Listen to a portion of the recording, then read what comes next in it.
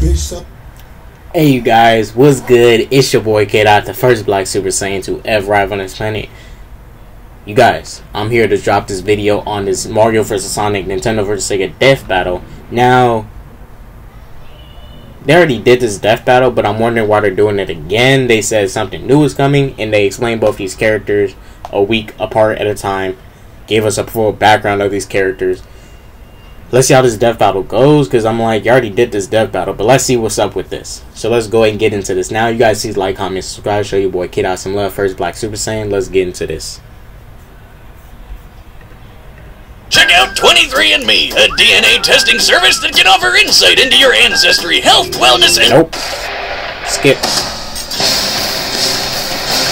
Their rivalry is legendary. Yeah. Their fame, unmatched. Yeah. This battle has gone on for nearly 3 decades, but today, it finally comes to an end. Mario, Nintendo's whimsical Italian turtle crusher. And Sonic the Hedgehog, Sega's specialist of speed. Time to find out if Sega really does what Nintendo don't. For this bout, we'll be using the same rules Death Battle has had for the past 3 years. Yep. Most importantly, the original video games will be our primary source for analysis. He's Wiz and I'm Boomstick. And it's our job to analyze their weapons, armor, and skills to find out who would win a death battle. Hey, that animation looks good. Plumber, carpenter, doctor. Mario has worn many hats throughout his life, but he always does so as a hero. Except for that time he tortured an animal, but no one really talks about that. Born as one of the 7 star children possessing an extraordinary amount of power, And extra horrible crying fits. Mario was assuredly destined for greatness. Then him and his little bro Luigi wound up in New Donk City, where he spent his days throwing shit at monkeys and, fixing 362 toilets. Not exactly the great heroic destiny I was expecting, but hey, at least his girlfriend was smoking. But everything changed after a chance meeting with Princess Peach Toadstool. Oh my god. Her Mushroom Kingdom had been conquered by Bowser, the tyrannical king of the Koopas. Dang, And her only hope of rescue lay in the shit, hands of the Mario Brothers. And Mario had all the power he needed to take the Turtle Terror down. He's super tough, super quick, and really, really strong. He can jump several times his own height, smash tanks to bits with his butt, and toss Bowser around as if he's a featherweight. So long, Bowser. Lazy show, Needless to say, the Mushroom Kingdom was in good hands. So was the princess. She even gave Mario a piece of her cake. If you know what I'm saying. Get in there, buddy. You deserve it all. Oh, come on. It's an actual cake. That's good too, I guess. And if his strength doesn't cut it, Mario has plenty of extra weapons and powers on hand. He can already shatter brick with his bare fists, but when he needs the power to break down the toughest walls, he busts out the Ultra Hammer. Sounds like a wrestling move Lou Albano would have used back in the day. Rest in peace, Kevin. Forged by 2 master blacksmiths, the Ultra Hammer, combined with Mario's mighty swing, can break through practically any material. And he's got a ton of awesome power-ups, like that spicy fire flower. Actually, while Mario used to need this flower, he has since learned how to use pyrokinesis without it. Well, the ice flower lets him freeze enemies, the Lucky Bell turns him into a kitty cat, and the Super Mushroom gives him a power boost and increases his size. Ha! I bet the princess likes that one. With his frog suit, his swimming ability increases dramatically. With the Double Cherry, he can create clones of himself with no power decrease. With the stopwatch, he can freeze time.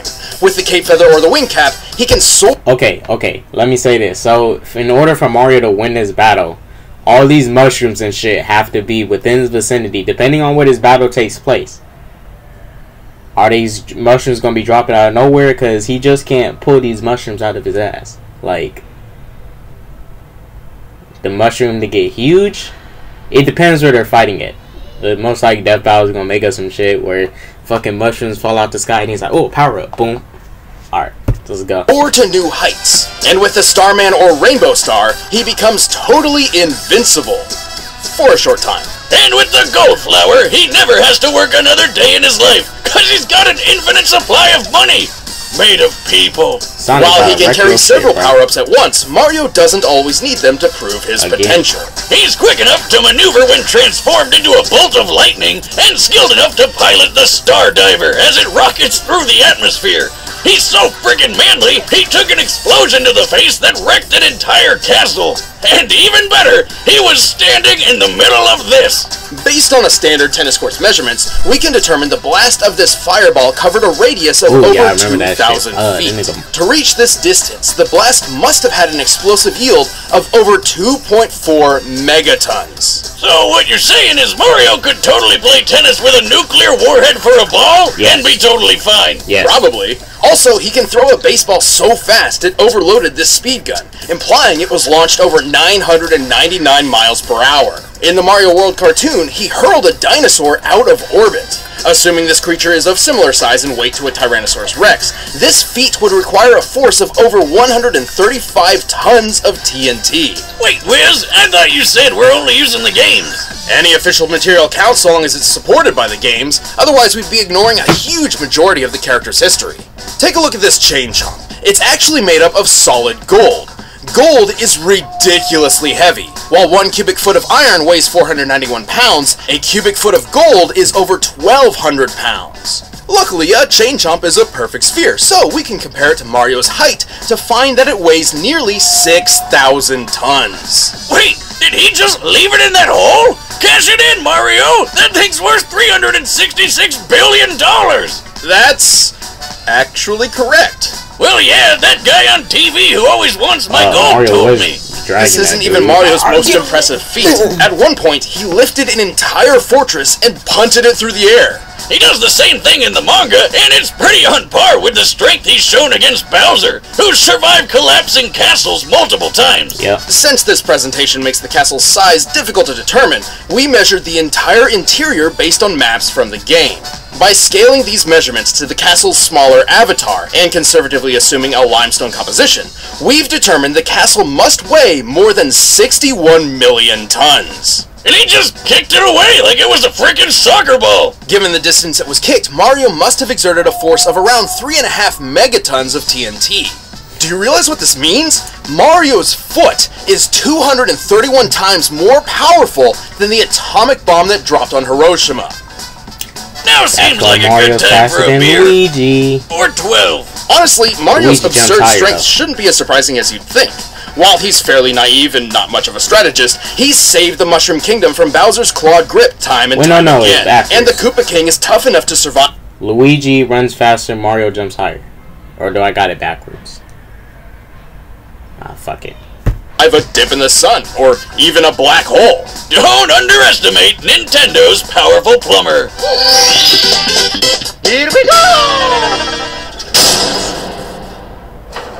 Somewhere out there, on a strange alternate version of Earth, humans coexist with anthropomorphic animals. But this world has been assailed over and over by the vile Dr. Ivo Robotnik, otherwise known as Eggman. Why the heck does he need such a dumb alias when he's already got a name as cool sounding as Robotnik? Hey, I want to say this. I did not dislike Sonic 06, and everybody, we need to move on, bruh.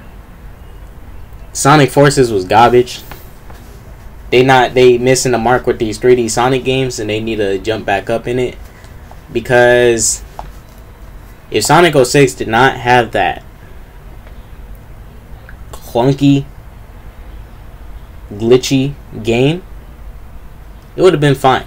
I think people are condemning that game so much just because they saw Elise kiss Sonic and then the clunky game mechanics. It's like with how people complain about the Star Wars prequels. Jar Jar Binks, midichlorians, Anakin and his dialogue about sand. That shit, you know. All this little stuff, and people like to condemn the whole shit, and it's like, what the fuck, man? What the fuck? But yeah, that's how I feel. Come at me, bruh. Come at me, bruh. Oh, I like the Star Wars prequels too, man. Freak that new trilogy shit. That shit whack. But hope persisted. Whenever the Eggman hatched a scheme, one did not have to wait long for a certain blue streak to speed by. They didn't see my this was Sonic the Hedgehog. He's the fastest thing alive! He's the fastest thing alive! While Sonic has a superhuman physique overall, speed is his speciality. In fact, superhuman speed is a natural trait for the anthropomorphic hedgehog, though Sonic's abilities are far superior to his kin. Wait a minute, all hedgehogs have super speed? That doesn't make any sense. Well, real hedgehogs are also nocturnal, not blue, and when they try to make friends with foxes, they get eaten. So I don't think Sega cares. Alright then, to stop Eggman from turning all his animal pals into batteries, Sonic cranked up that speed. Yeah, they were. Yo, Sonic's shoes was inspired by Michael Jackson, bro. That shit was tight. And weaponized it. He can crush his enemies with the spin attack, strike multiple times with the homing attack, go 0 to Sonic Boom instantly with the super peel out, and plow through hordes of badniks with the spin dash. Holy crap! I think this guy would just like vomit all the time. He's also used a number of power-ups throughout his adventures, including elemental shields. The Aqua Shield is especially useful as it grants him an incredibly high bouncing jump and protection against his greatest nemesis. Robotnik? No. Water. Seriously, Sonic, buddy, learn to swim already and save our ears from that nightmare music. I never got on Sonic for not knowing how to swim. The blue hedgehog can also gain abilities from small alien beings called wisps. They can turn him into a fireball, a yellow drill, a black hole, a bunch of stuff really, even a demonic hungry hippo. But before we delve any further, there is something vital which we need to discuss. It's time to figure out Sonic's speed. Oh boy, here we go. While he has boasted that he is faster than light, Sonic has yet to prove this in canon without the aid of additional equipment or power-ups. Oh yeah, like when he connects to a trail of rings. But you can't take his bragging too seriously. He's still got some of that radical 90s attitude. I'm out of here. The highest official description of Sonic's speed labels him as hypersonic, or somewhere between Mach 5 and Mach 10. This actually isn't too far-fetched. The game Sonic Unleashed records his speed, and he can reach a maximum around 3,500, SPD. Sonic, he's got an STD! Sonic, it burns when he pees! Assuming SPD translates to metric meters, given the game's Japanese development, that puts Sonic's top speed over 7,872 miles per hour. Over 10 times the speed of sound, and just over the official hypersonic description. So, is that it? Well, it's possible, no, likely, that he's faster. In TV shows closely tied to the games, Sonic has dodged meteors, did this with a 10,000 frame per second camera, and even outran lightning, all of which implies that he can move and react around 200 to 300 times the speed of sound. How about that one time he caught up to a cyan wisp? He said that thing's almost as fast as him, even without its laser mode. That's right, the laser is a power it grants Sonic, not itself. Still, wisps are incredibly fast. At one point, a group of them flew from Earth's surface to a black hole in orbit in the 20 seconds Sonic and Tails were talking. By measuring the planet's curve here, we can find that the wisp aliens must have been moving around Mach 200. As Sonic is faster than them, this supports his cartoon feats. Why isn't that black hole sucking up the Earth? That's what they do, right? It's more like a pseudo-black hole fueled by hyper-go-on energy. Yeah! I didn't know better. I'd swear you just made those words up. Its presence near Sonic does emulate that of a singularity, and Sonic actually outran its pull for 30 seconds. Due to chaotic accretion, black holes pull non-orbiting mass inward at 30% the speed of light. Sonic's clearly pushing his running speed to its limit here, or else the black hole wouldn't have pulled him in. With this in mind, it's entirely possible that, without additional support, Sonic's maximum possible running speed must be around 200 million miles per hour. That's insane! The fastest man-made object in real life was the New Horizons space probe, which took off at more than 36,000 miles per hour. It took 9 years for this probe to reach Pluto, but with Sonic's speed, he could make this same trip to Pluto in less than 24 hours. While we're tracking speed, I've always wondered how fast I can chug a beer. Start the clock, Wiz! Sonic, what's wrong with you, man? Are you gonna start? I'm already done. Too fast. Moving on, even with this unbelievable speed, Sonic has far more... So, how I'm seeing this, Mario's gonna have the strength advantage, and Sonic's gonna have the speed advantage. Still... I'm gonna have to give it to Sonic. That speed and his strength and the Chaos Emeralds are all gonna factor into it too. Like, because we've seen in many games, Sonic just somehow pulls the Chaos Emeralds out of his ass, and in Mario he's picking up mushrooms and shit. We just gotta see how this battle plays out, cause, you know, you gotta see. or power hidden up his sleeves. He doesn't wear a shirt. He can achieve the form of Supersonic by absorbing an enormous amount of positive energy from the 7 legendary Chaos Emeralds. In this mode, he can teleport large objects, survive planet-level explosions, launch energy attacks, and fly near the speed of light. But guess what? This isn't even his final form. After the Emeralds received a boost from the Master Emerald, Sonic could achieve his ultimate state of being, Hypersonic. He's got all the abilities of Supersonic, plus total invincibility, and a Hyper Flash that insta-kills everything around him. Oh, and he's definitely faster than light now. Unfortunately, good things don't last forever. Without a steady supply of rings, these superforms can't even stick around for a full minute. Yeah. Sonic has resisted mind control from the Overmind, survived re-entry from orbit, and blasted apart a mountain. This would need more than 200 tons of TNT to pull off. And while fighting his evil Robocopy Metal Sonic, they shattered this enormous stalactite. Holy shit, just look at the size of it! By comparing it to the buildings in this city and applying the density of granite, the most common rock in continental crust, we found that this stalactite must weigh almost 47 million tons, which means a break like this would need a force of almost 200 kilotons of TNT. Damn! He's definitely got what it takes to save the world from a madman scientist, even if he is kind of a dick. Well, Sonic may be a bit arrogant, and he's certainly a thrill-seeker, but at his best, he's the definition of honest and heroic. He's used his powers to defeat Eggman time and time again, even against gigantic death machines and cataclysmic events. Those cute and cuddly forest critters can rest easy when Sonic's gotta go fast. Gotta go fast? I'll show you how outclassed you really are. I'm in a class all my own. Time to put up or shut up, Infinite. Time to nut up, shut up.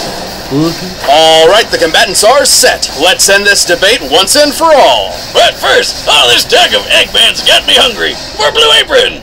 By now, you've probably heard of Blue Apron, the leading meal kit delivery service in the US.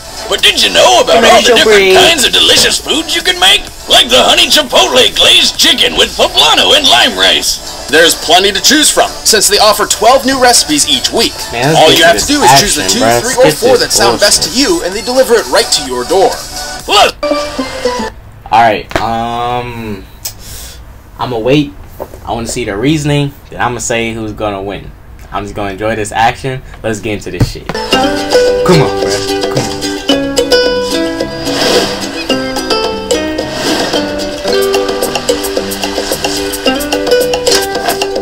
Ooh, this animation, bruh. Hello? That's a mine. Finders keepers, pal. Hey, shut up, fat Whoa! bitch. You asked for it, Tubby. Bruh. His nipples were fake. Bruh, this animation was hella solid.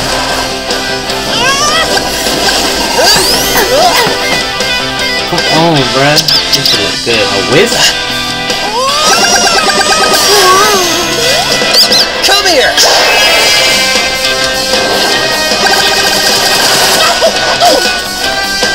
Fireball Sonic. Alright, so they're going to be randomly dropping shit. I already thought I was really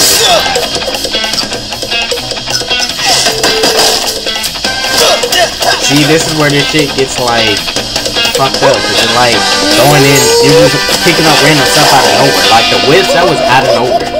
That was out of nowhere. Mario picking up that mushroom out of nowhere. Give me a break.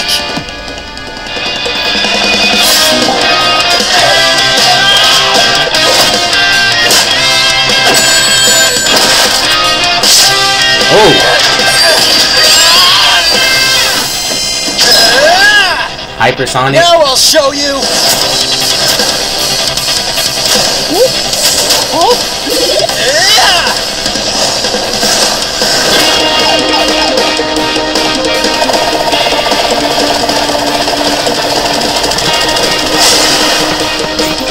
Shit, man. This nigga Mario doing he's bracket, bruh. Now Sonic's gonna need some rings. But Mario has the timer too.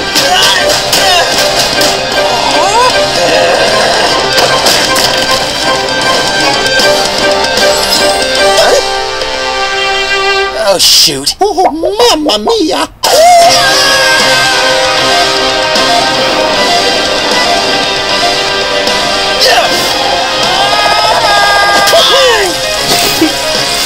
Right, that's right.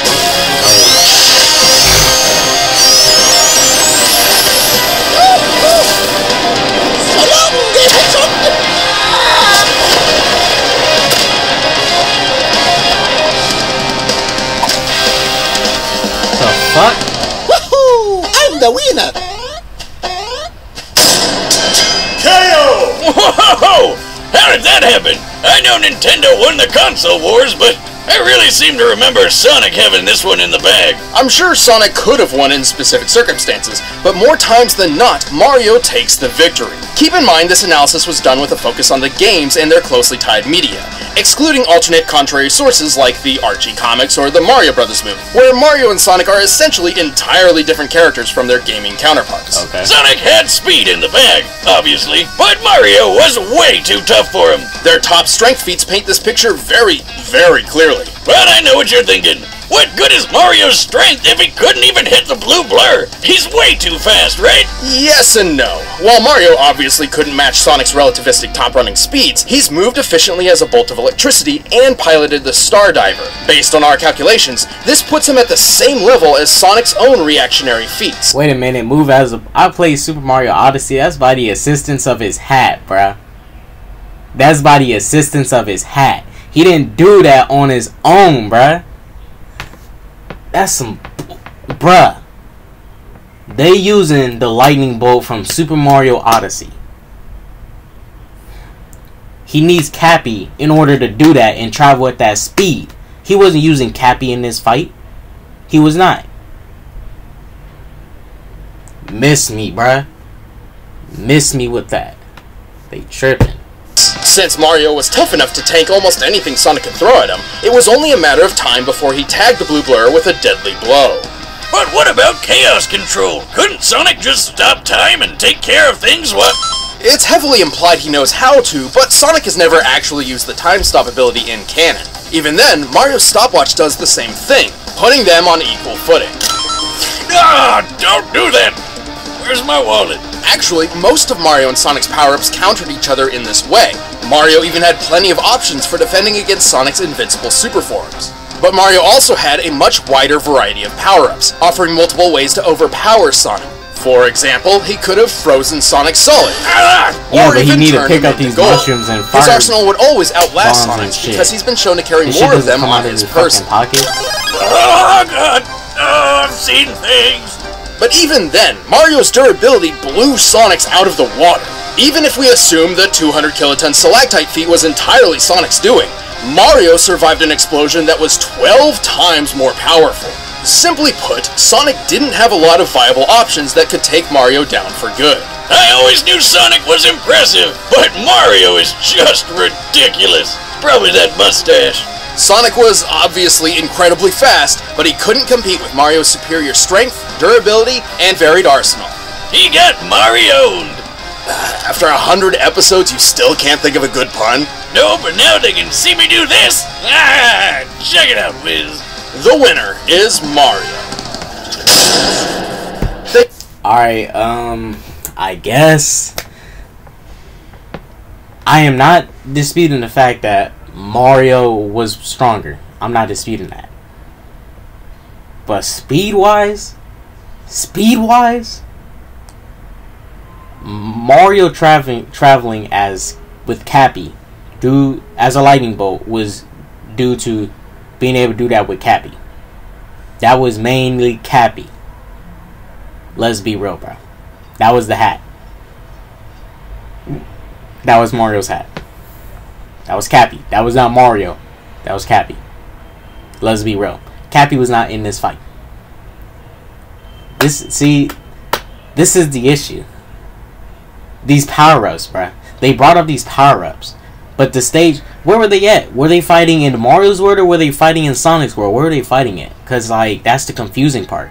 Because they're just picking up random power-ups and shit. Like, how they should have done it with whatever power-ups they carry,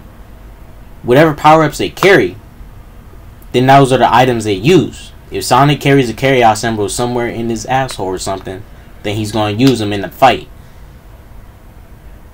If Mario has his pyrokinesis already on him, then he's going to use in the fight. They use what they got. And then you factor in stuff that they have to pick up as items and use them. Then that's where it starts to get like technical and weird, because it's like, wait a minute. You got to pick that up though. So that's where I'm bugging at. But it's like, hey, it's whatever. Mario wins, I guess. You know, I'm not disputing the fact that Mario was more powerful, but let's be real. Sonic's the faster, much faster than Mario. He could have easily overpowered Mario, especially with his speed. But you know, it's whatever. It's whatever. It's whatever. Hey, it happened. But look, you guys have a very good day. It's your boy K-Dot, the first Black Super Saiyan to F5 on this planet. Y'all, please have a very good day. I'm going to drop a video today. I'm going to drop a Dragon Ball Super spoiler-free review. Get ready to check that out today. And deuces.